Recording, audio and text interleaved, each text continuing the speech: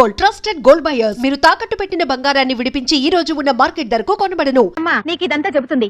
అయినా నీ చదువు సంస్కారం ముందు వాళ్ళు ఏ పాటి? కరెక్ట్ అక్క.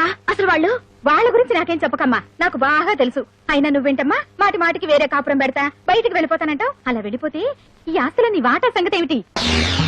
పైగా మీ పెద్దక్క గారి పెట్టెలో లక్షలు విలువ చేసే మీ అత్తగారి నగలు పడి ములుగుతున్నాయి. మరి వాటిని ఏం చేస్తావు? Sir DD మార్చుకొచ్చాను. థ్యాంక్స్ రా తమ్ముడు, అన్న ఎప్పుడు తీర్చడానికి కరెక్ట్ గా డబ్బుతో రెడీగా ఉన్నావు. అది మా మామగారు పంపించిన డబ్బురా. పర్వాలేదు లేరా. ఇదిగో నా మాట వినరా, అది మా పెళ్లి రోజుకి పార్వతికి నగలు కొనుక్కోమని పంపిన డబ్బురా. అయ్యో అన్నయ్య, నా డబ్బులు నాకు ఇచ్చి. తమ్ముడు ఎప్పటి నుంచో చంద్రహారం చేయించుకోవాలని పార్వతి ఆశపడుతుంది. అది నాకు తెలుసు. నీ వదిలేమో అమ్మమ్మ చంద్రహారం తాకట్టు పెట్టి ఆపు తీర్చేయమంటుంది.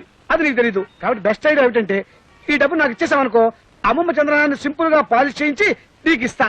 అదేమో తీసుకెళ్లి సింపుల్ గా నీ వైఫ్ కి ఇచ్చేయి, ప్రాబ్లం సాల్వ్ అయిపోతుంది. అయ్యో, అది పాలిష్ చేసిన పాత నగని పార్వతికి తెలిసిన, పార్వతి వేసుకున్నది తనదని వదిలికి తెలిసిన. అయ్యో నా డబ్బులు నాకు ఇచ్చా. తెలుస్తుందా? నువ్వు చెప్తావా? నువ్వు చెప్తే తెలుస్తుంది. చూడు తమ్ముడు, ఒకే రక్తానికి పంచు పుట్టిన అన్నదమ్ములు ఇలా కష్టాల్లో ఉన్నప్పుడు ఒకరికొకరు ఆదుకోకపోతే మన బంధానికి, అనుబంధానికి, ఆప్యాయతకి, అనురాగానికి, మమకారానికి అర్థం ఏమిట్రా? చాలు అంత ఫీలింగ్స్ వద్దు. ఇదిగోండి చంద్రహారం. దేవుడి దయ వల్ల మీ అప్పులు తీర్తే అదే 10,000. కాదు, 30,000. కొత్తనగా షోరూమ్ లో కొత్త నగ కంటే తడతడలాడిపోవాలి. ఎలా చేస్తావు ఏమిటో. బాగానే చేస్తాను. పారు ఏమిటండి ఇంత షాక్ ఇచ్చారు? షాకే మరి. So beautiful. జాగ్రత్త, బెడ్రూమ్ లో మాత్రం వేసుకో, వదిలికి మాత్రం చూపించుకో. ఏడ్చినట్టుంది. అసలు చూపించాల్సింది ఆవిడకి. అయ్యో, చూస్తే అంతా తెలిసిపోతుంది కదా. ఏం తెలిసిపోతుంది? అదే ఆ మీద కడుపు మంటతో కావాలని కొన్నామని తెలిసిపోతుంది. మీరేమైనా అనుకోండి, నేను మాత్రం ఆవిడ ముందు వేసుకునే తీరుతాను. దేవుడా.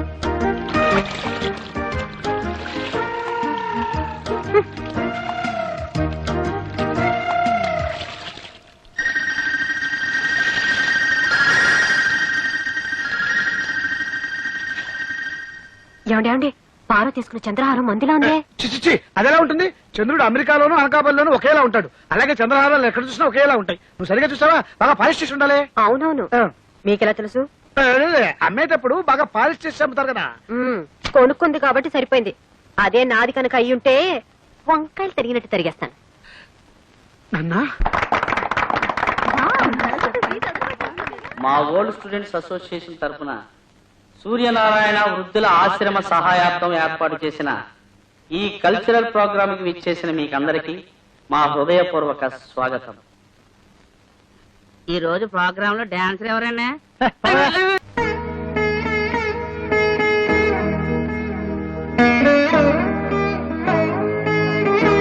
నువ్వు టిఫిన్ తినకపోతే నష్టం ఏం లేదు. ఆ గదిలో కడుగు పెట్టామంటే కాళ్ళు విరక్కొడతాను. అమ్మాయి లక్ష్మి, ఇవాళ మీ అబ్బాయి పుట్టినరోజమ్మా. తెలుసు తాతయ్య, అందుకే దేవుడి దేవల్ల ఆవిడకి ఇష్టమైన వంటకాలన్నీ చేశాను. అంతేకాదమ్మా, మీ అబ్బాయి నీకు ఇచ్చిన నగలన్నీ ఇవాళ నువ్వు వేసుకుంటే నా కోడల్ని నీలో చూసుకుంటానమ్మా. అన్ని నగలా తాతయ్య? పోనీ అన్ని కాకపోతే చంద్రహారం ఒకటేసుకోమ్మా. అది అది తెగిపోయింది తాతయ్య. తెగిపోయిందా? కాదు, అబద్ధం. పెదనాన్న చంద్రహారం తాకట్టు పెట్టారు. వారు తాకట్టు పెట్టారు. అది గొప్ప పని చేశాడమ్మా. ఈ ఇంటి పరువుని బజార్ పాలు చేశాడన్నమాట. ఈ ఇంటి పరువుకేం కాలేదు. సింపుల్ గా నువ్వేం కంగారు పడకు. చేసిన సిగ్గుమాల పని తాలక. నేనేమంత సిగ్గుమాల పని ఏం చేయలేదు.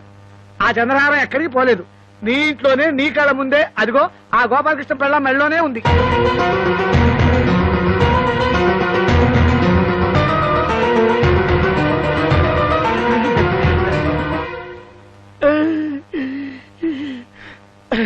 నాకు డబ్బు అవసరం అయితే గోపాలకృష్ణ దగ్గర తీసుకుని అది వాడికి ఇచ్చాను. వాడు సింపుల్ గా పాలిష్ చేయించి సింపుల్ గా వాడి భార్యకి ఇచ్చాడు. అది 3వ కంటి వాడికి కూడా తెలియకూడదని నీ మీద ఒట్టేసుకున్నా కూడాను. అదేంటో పరిస్థితి. సింపుల్ గా సీరియస్ అయిపోయింది. శభాష్. అన్నదమ్ములు ఇద్దరు కలిసి నా దగ్గరే డబ్బు కొట్టేసి తెలివిగా నాకే సెకండ్ హ్యాండ్ అంటగట్టారనమాట. ప్లీజ్, ఇది వేసుకుంటే నా ఒంటి మీద జల్లు పాకినట్టుంది. మీ ముష్టిది మీరు తీసుకుని నా డబ్బు నాకు పడేయండి. ఓ గాడ్, ఉన్నట్టుండి డబ్బులు అడిగితే బావలు ఎలా తెచ్చిస్తారు? అత్తగారు ఎంతో ప్రేమగా నగలు ఈవిడ గారికి ఇచ్చారంట. ఈవిడ గారేమో పెద్ద బావ గారికి ఇచ్చారంట. ఆయన గారేమో చిన్న బావ గారికి అమ్మారంట. పాపం ఇప్పుడు చిన్నక్క గారికి అక్కర్లేదంట. ఏమిటి నాటకం? మర్యాదగా మా అత్తగారి నగలన్నీ తీసుకొచ్చి నాకు లెక్క చెప్పండి. నీకు లెక్క చెప్పాల్సిన అవసరం నాకు లేదు. అవి నా నగలు. అయినా నువ్వెవరైనా అడగడానికి? నేను ఇంటి మూడో కోడల్ని కాబట్టి ఆ నగల మీద నాకు హక్కుంది. నిన్న కాక మొన్నొచ్చింది. అదే హక్కుల గురించి మాట్లాడుతున్నప్పుడు నేనే తక్కువ. నాకు లెక్కలు చెప్పు.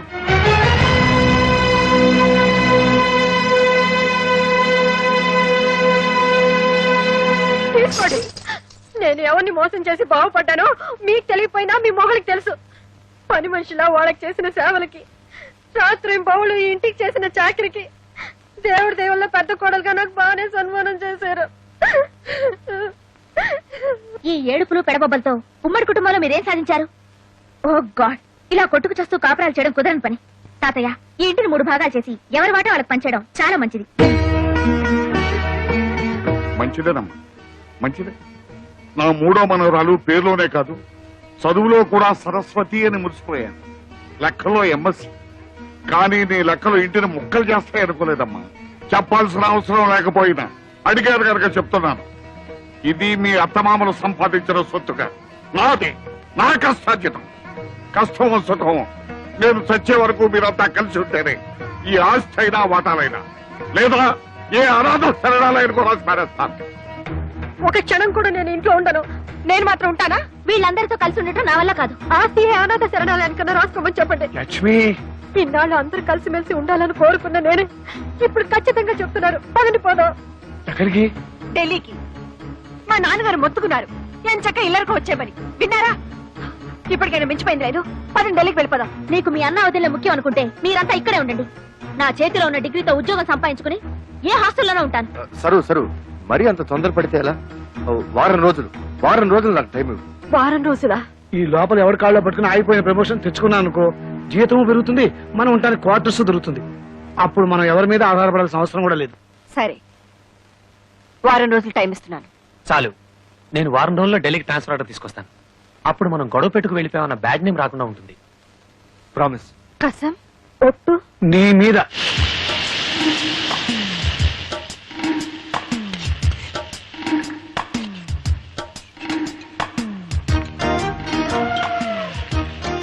గ్యాస్ స్టవ్ ఉంటే సరిపోదు, చేతిలో విద్య ఉండాలి.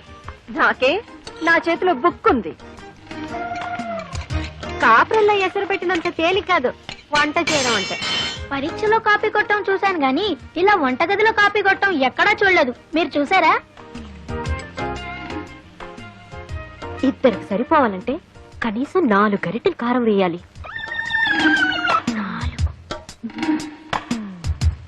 1 2 3 4.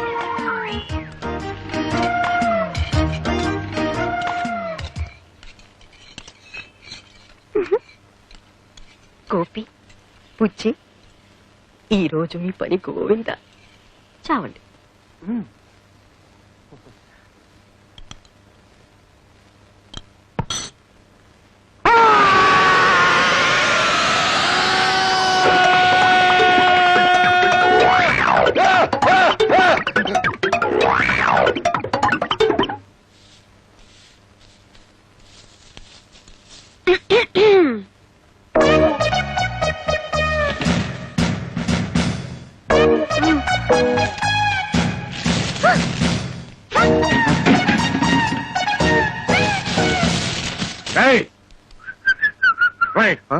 ఏమిట్రా ఇది?